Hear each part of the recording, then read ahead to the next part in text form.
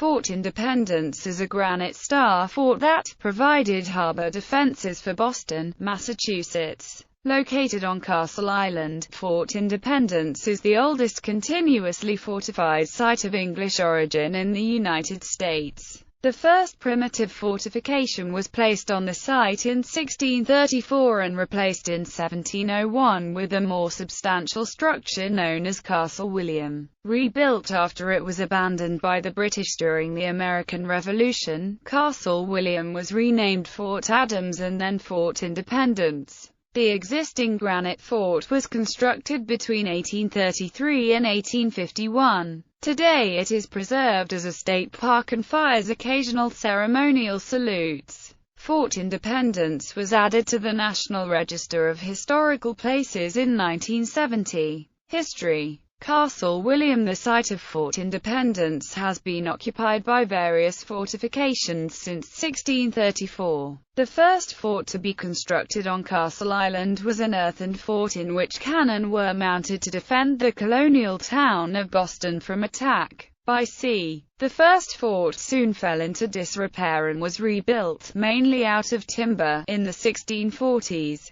At this time, the fort mounted 6 Saker cannons and 3 smaller guns. One of the first commanders of the fort was Captain Richard Davenport, who supervised the post from 1645 until 1665, when he was struck by lightning within the fort and killed. His successor, Captain Roger Clapp, commanded the fort from 1665 to 1686. The timber fort was taken down and a new fort of brick was constructed in its place in 1701. The new fort was designed by Wolfgang William Romer, the chief engineer of British forces in the American colonies. The earlier incarnations of the fort were simply known as the Castle. However, the larger 1701 fort was called Castle William, in honor of King William III of England. In the years leading up to the American Revolution, Castle William became a refuge for British officials during periods of unrest and rioting in Boston. Violence in the wake of events such as the Stamp Act crisis in 1765 and the Boston Massacre in 1770 forced provincial leaders and British soldiers to take shelter within the fort. As the American Revolution erupted in 1775, American forces quickly commenced the siege of Boston and British forces made Castle William their primary stronghold. It was not until the Continental Army led by George Washington managed the fortification of Dorchester Heights that Castle William was threatened, and the British evacuated Boston in March 1776.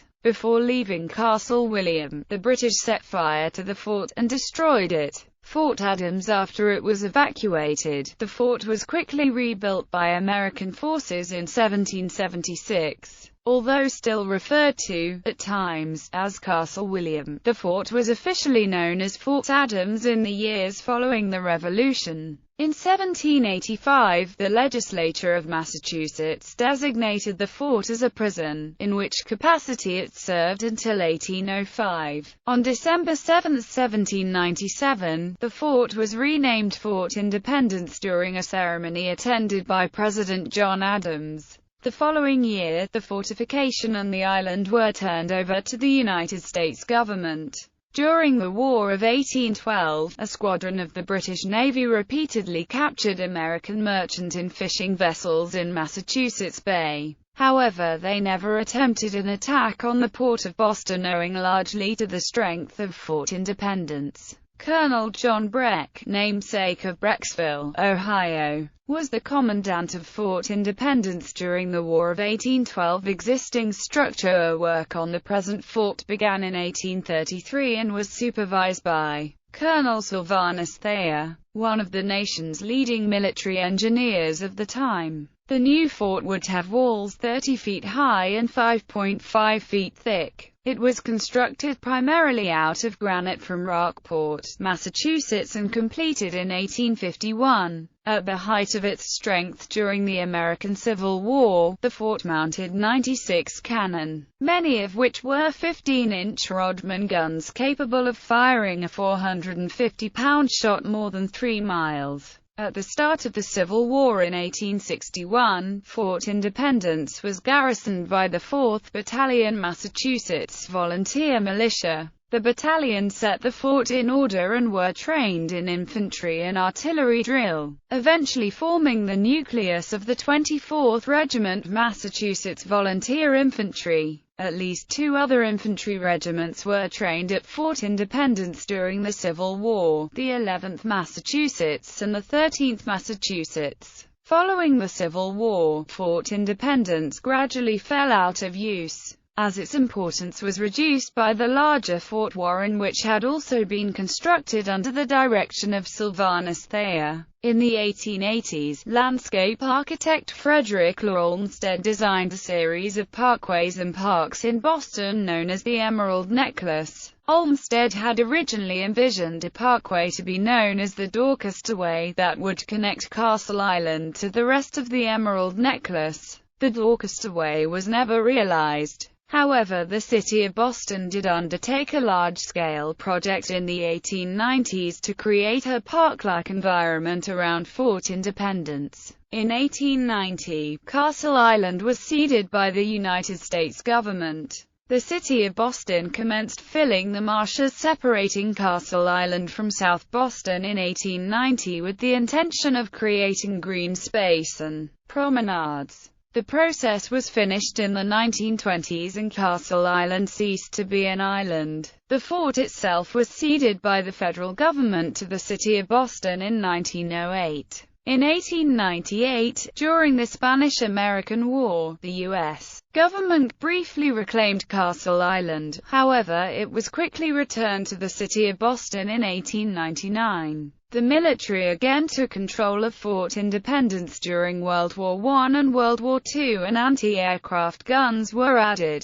During World War I, the fort was used primarily as a depot for small arms ammunition, and during World War II, it was used by the United States Navy as a dugouting station for demagnetizing the hulls of ships. At the close of both conflicts, the fort was promptly returned to the custody of the city of Boston. In 1962, the U.S. government permanently deeded Castle Island and Fort Independence to the Commonwealth of Massachusetts. It is now overseen by the Massachusetts Department of Conservation and Recreation and the non-profit Castle Island Association. Over the course of its history, a shot was never fired in anger from Fort Independence by United States forces. Edgar Allan Poe. A persistent, though mostly apocryphal, story involving Fort Independence was allegedly the inspiration behind one of Edgar Allan Poe's most well-known works. A monument outside the West Battery of the fort marks the grave of Lieutenant Robert F. Massey, who was killed in a duel there on December 25, 1817. According to folklorist Edward Rowe Snow, Massey was so popular with the soldiers stationed at Fort Independence that they took out their frustration on his killer, Lieutenant Gustavus Drain, by walling him up within a vault in the fort. Edgar Allan Poe, while serving with the 1st United States Artillery Regiment at Fort Independence, purportedly heard a tale and was inspired,